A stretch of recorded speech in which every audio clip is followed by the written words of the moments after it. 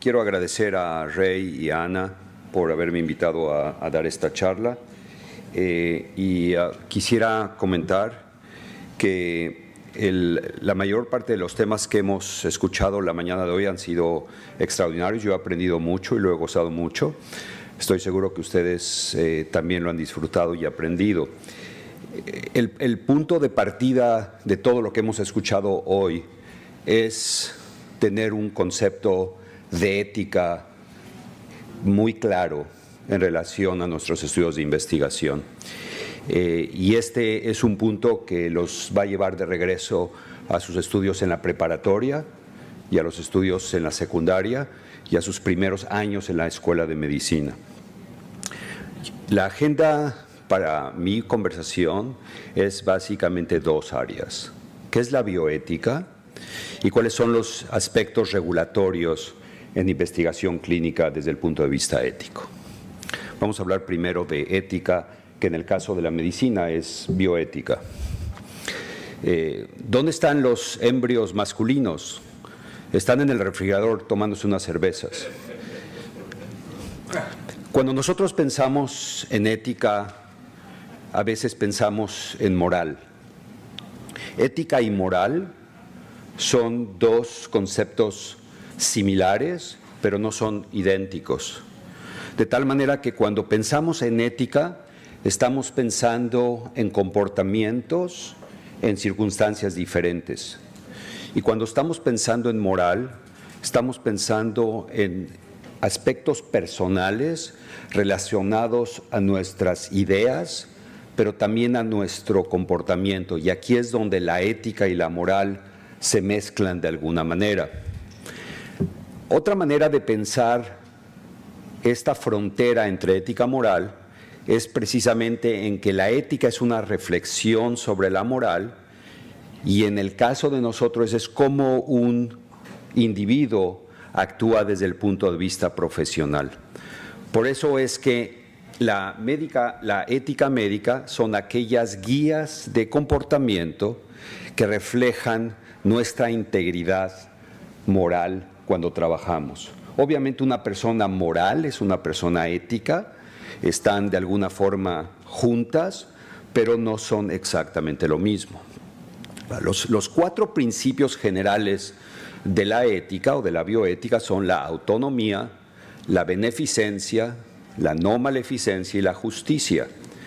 También hay otros valores que no son principios éticos, como la honestidad o la veracidad y la dignidad, que son estándares de conducta que tienen que ser aplicados continuamente en nuestra vida como profesionistas y ciertamente en nuestra vida como investigadores clínicos. La autonomía es la independencia que tiene cada paciente de escoger por él mismo en su capacidad máxima de juicio qué es lo que es más conveniente para él. Este individuo no debe ser nunca manipulado ni debe de ser obligado, y esto puede suceder en circunstancias incluso extremas como que el paciente rechace el tratamiento médico que nosotros le estamos ofreciendo.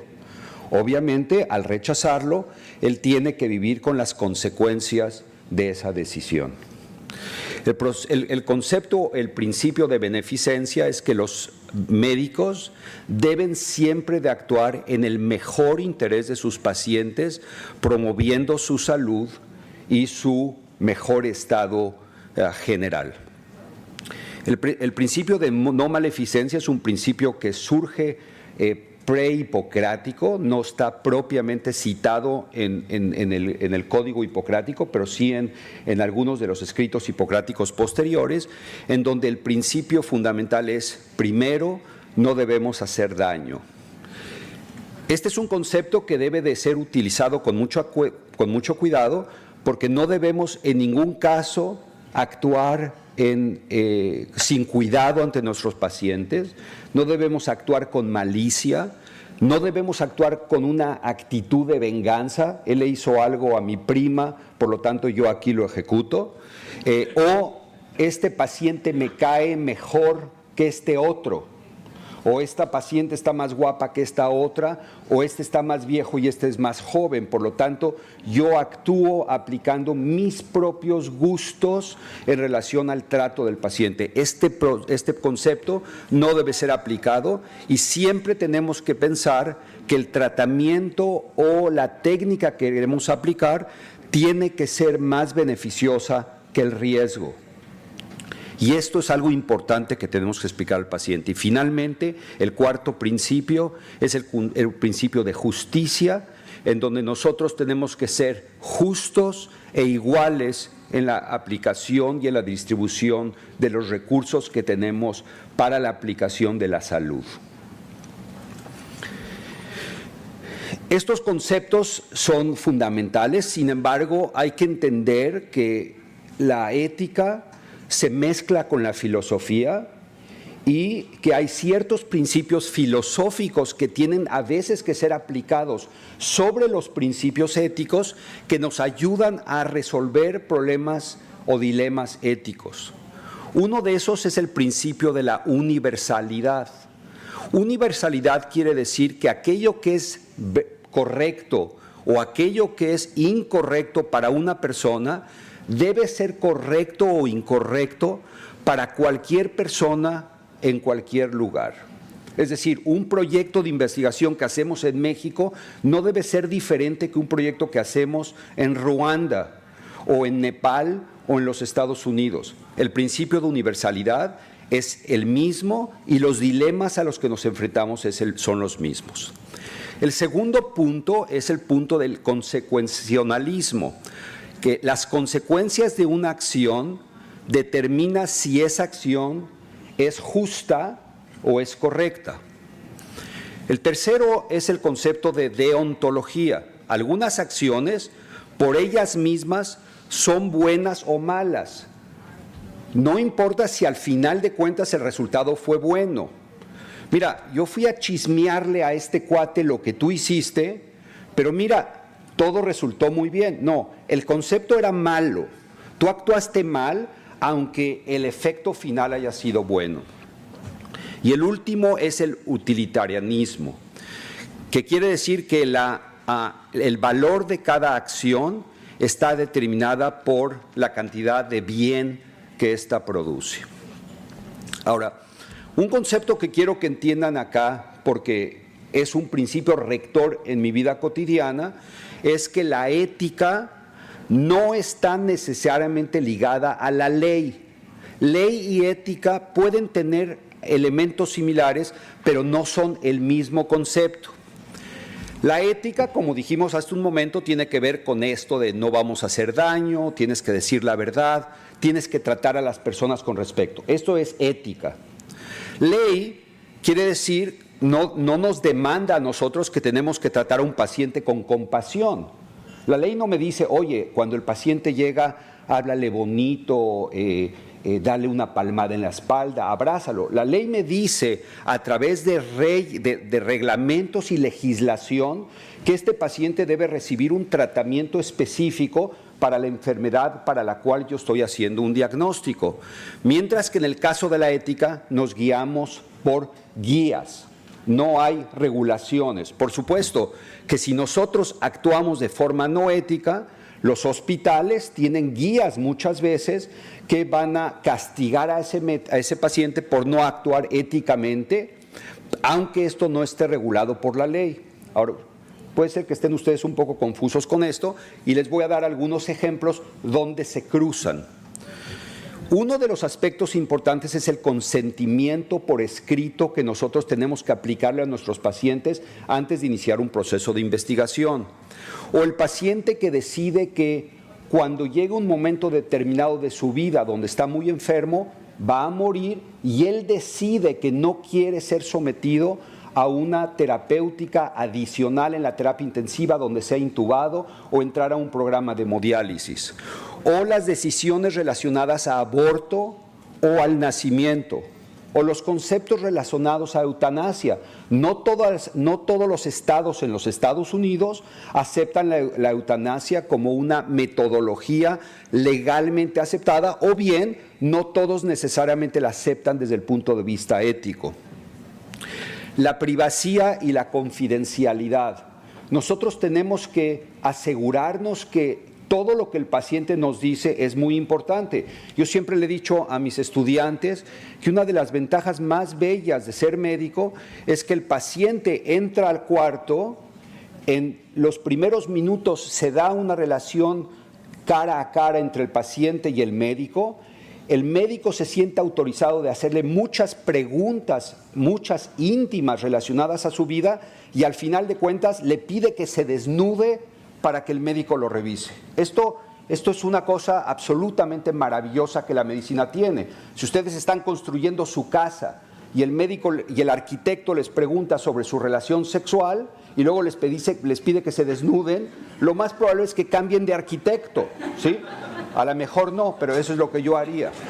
En el caso de la relación médico-paciente, esto se convierte sagrado en buena medida porque debe de haber conceptos de privacidad y confidencialidad que deben ser mantenidos en esa relación y que son todavía más relevantes en la investigación clínica.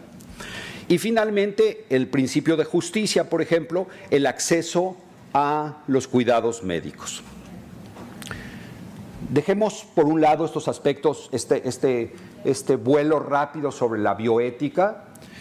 Por supuesto, hay muchísima literatura que les puedo dar y que les sugiero que la lean y estudien para hablar de algunos aspectos relacionados a cómo la bioética se aplica a aspectos de regulación. En primer lugar, hay que recordar que la dignidad humana debe ser preservada y respetada, que el riesgo de lo que nosotros hacemos en investigación clínica debe de ser minimizado, y aquí estamos aplicando el concepto o el principio ético de no maleficencia. La selección de nuestros pacientes debe ser randomizada, ya Ana explicó exactamente cuáles son los riesgos y los beneficios de los procesos de randomización, y esto sigue el principio ético de ética. Todos los pacientes deben ser adecuadamente informados del propósito del estudio, de los procedimientos, de los riesgos y de los beneficios, y aquí hay que seguir el principio de autonomía. En los 30, en 1932 para ser específico, en los Estados Unidos hubo un estudio llamado el estudio de Tuskegee. Es un estudio que se realizó en un instituto llamado el Instituto Tuskegee, que estaba en Alabama, un estudio altamente respetado por la raza negra, y en este grupo se metieron a pacientes que tenían sífilis.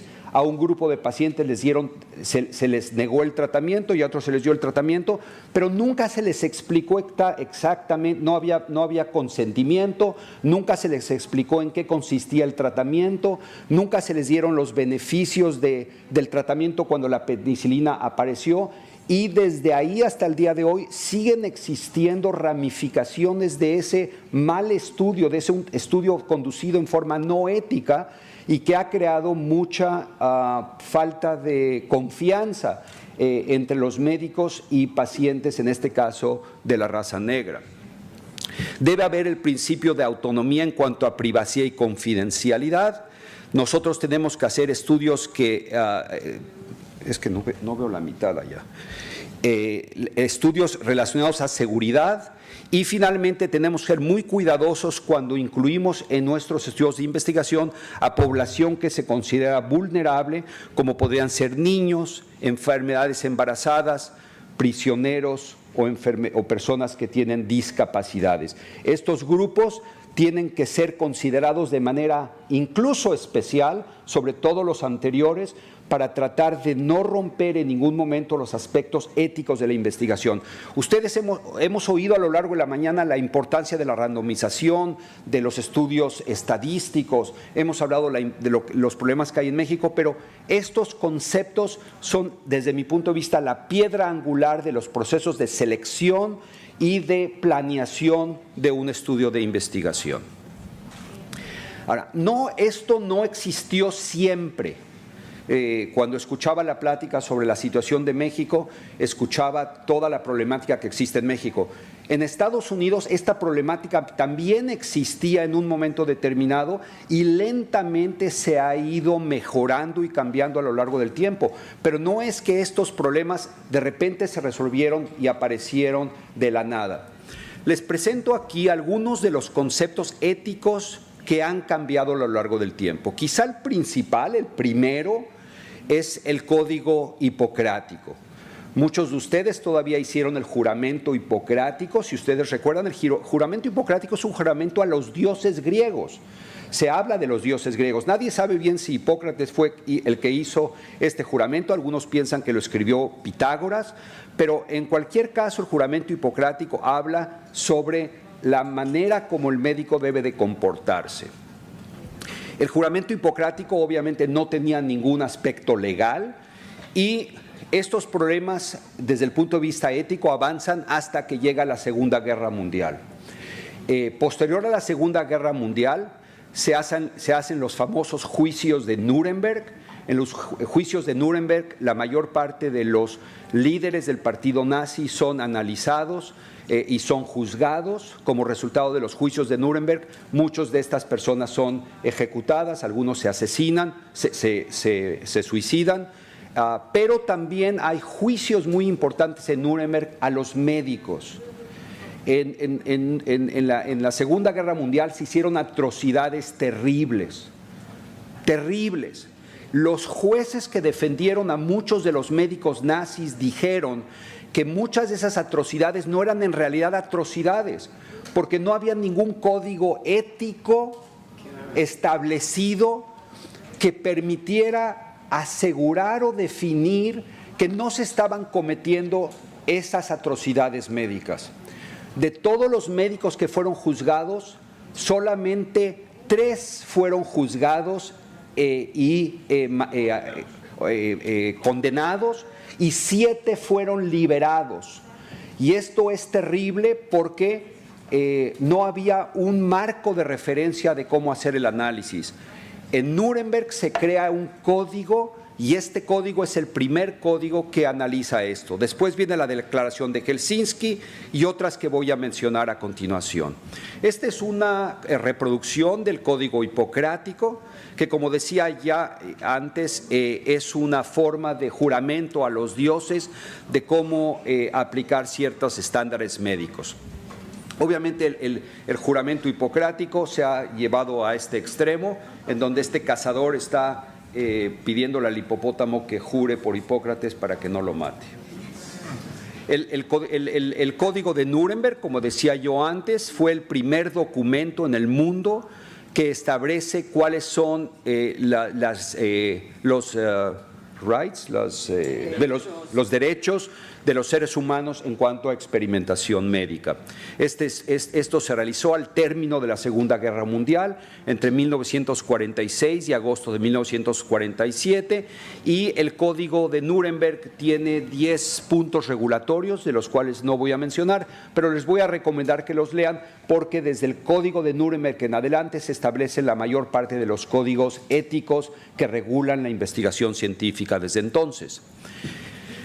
La Declaración de Helsinki, que muchos han escuchado, fue codificada en 1964 en Finlandia por la Organización Mundial Médica y utiliza como su punto de partida el Código de Nuremberg y la Declaración de Ginebra, que es un listado de cuáles son las obligaciones éticas de los médicos en investigación clínica. Es interesante que este código por primera vez utiliza la palabra clínica, investigación clínica, en lugar de experimentación en humanos. Es decir, no podemos hablar más de experimentar en humanos, sino de investigación clínica, porque esto es regulado. En el año 2008, la Food and Drug Administration reemplaza la Declaración de Helsinki por este sistema de guías llamado el sistema de las buenas prácticas clínicas, y este es un sistema que ha permitido o ha regulado algo que puede ser terrible, como les platicaré en un momento más, que las compañías médicas pueden desarrollar investigación clínica fuera de los Estados Unidos. Es decir, si las compañías clínicas en Estados Unidos no pueden hacer un cierto estudio de investigación, deciden irse a otros países del mundo donde a lo mejor las prácticas de ética y de moral o las regulaciones son más laxas, y entonces les permiten hacer los estudios en un lugar fuera de los Estados Unidos donde a lo mejor lo pueden conducir de una manera más fácil. Solo para mencionarles algunos aspectos que han sido sumamente criticados sobre las prácticas clínicas y que las compañías farmacológicas a veces se han aprovechado, es que los que desarrollan estos estudios de investigación no tienen necesariamente que revelar sus fuentes de dinero o los potenciales conflictos de intereses que tienen. O podrían, por ejemplo, publicar, no tienen que necesariamente publicar el diseño y el futuro de los estudios. Algunos países no los regulan y entonces les permiten actuar así. No tienen que mandar los códigos de investigación del producto y por lo tanto es difícil monitorear el estudio, o pueden decir que no es necesario restringir placebos. No están obligados a publicar si los resultados del estudio son negativos y obviamente no tienen tampoco ningún tipo de regulación en cuanto a qué hacer con los pacientes una vez que el estudio es completado. Nada de esto podría pasar en los Estados Unidos, pero podría pasar fuera de los Estados Unidos cuando uno trabaja con algunas compañías farmacéuticas. Después viene el estudio Belmont. El estudio Belmont se realizó por encargo de lo que hoy es la Secretaría de Salud en los Estados Unidos. El estudio Belmont se hizo en los Smithsonian Institutes que están en Washington, en un salón de conferencias especial que se llama el Salón Belmont, y por eso se llaman así. Se hizo en 1974 y estableció de una manera rígida y estricta cuáles son los estándares éticos y biomédicos en la realización de estudios clínicos de investigación. Hemos oído toda la mañana que se habla de los Institutional Review Boards, que son los comités de investigación en humanos de los diferentes hospitales, y toda persona que ha trabajado alguna vez en un IRB sabe que tiene que seguir las recomendaciones del reporte Belmont, que son fundamentalmente tres. Se tienen que saber las fronteras entre la medicina práctica y la investigación médica.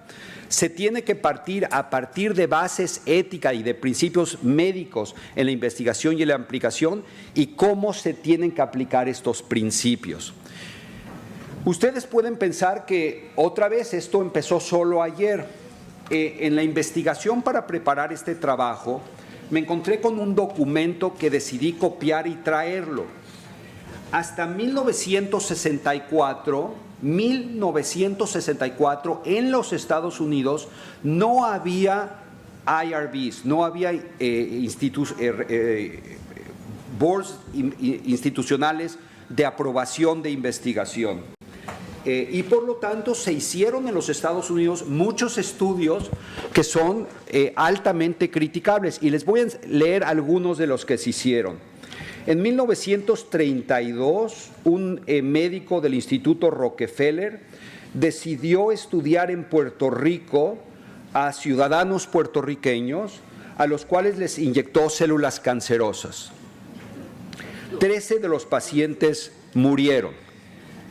En 1940, prisioneros en Chicago fueron inyectados con el virus vivo de la malaria para evaluar nuevos tratamientos de la enfermedad. En septiembre de 1950, el ejército de los Estados Unidos decidió dispersar una bacteria sobre San Francisco llamada Serratia, que es una bacteria que se parece un poco para tratar de ver qué es lo que sucedía en el ambiente de la ciudad. En 1966, en Nueva York, el ejército decidió esparcir la bacteria Bacillus subtilis, la variedad Niger, que es una bacteria que se parece al anthrax, para ver qué es lo que sucedía en la población, y obviamente no le pidieron nunca consentimiento a la población que vivía en Nueva York. En Los Ángeles, en 1990, miles de bebés negros e hispánicos fueron inyectados con una vacuna experimental de varicela. Y bueno, y les podría leer otros más. Todo esto se ha acabado gracias a que hay regulación ética muy definida que explica cómo se tiene que trabajar, y esto lo hacen los IRBs. Les presento aquí qué es lo que un IRB debe de hacer, por lo menos al inicio. Tiene que verificar que el consentimiento esté apropiadamente aprobado. Tiene que verificar que la investigación científica sea una investigación sólida, basada en conceptos sólidos.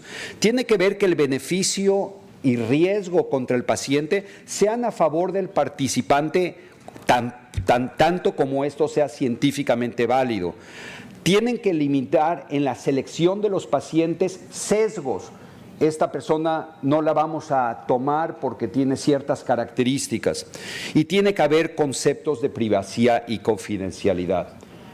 Los conceptos de IRB no terminan cuando se aprueba el estudio. Un IRB debe de continuar el estudio y muchas veces tiene que decidir cuándo terminar el estudio también.